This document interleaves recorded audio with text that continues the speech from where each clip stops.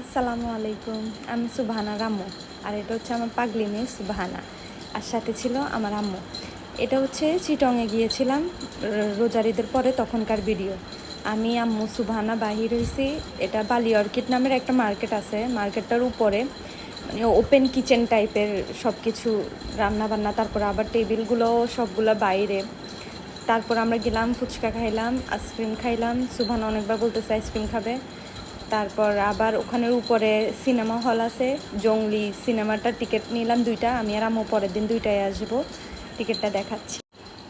সুবহানা আর আম্মু হাঁটতেছে, আইসক্রিম খাচ্ছে। এটা হচ্ছে পরের দিনের ভিডিও।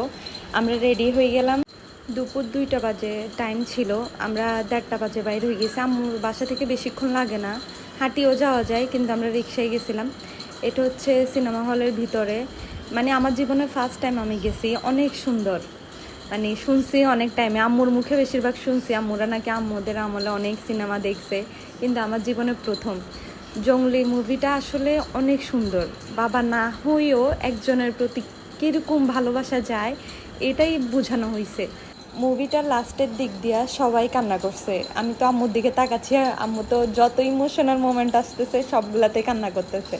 লাস্টের টাইমে আমি দেখতেছি আমার পাশের সিটে একজন আন্টি আর আঙ্কেল বসছিল, ওনারাও কান্না করতেছে, মানে সবাই কান্না করছে। মুভিটা অনেক সুন্দর, সবাইকে মানে যাই দেখা উচিত। সিনেমা হলে দেখতে বেশি মজা, আমি ফার্স্ট টাইম দেখতে আমার খুব ভালো লাগছে। এটা হচ্ছে যখন ব্রেক চলতেছিল তখনের, আমরা আমাদেরকে একটু ভিডিও করতেছিলাম। অনেক সুন্দর, ভালো লাগবে সবার দেখলে।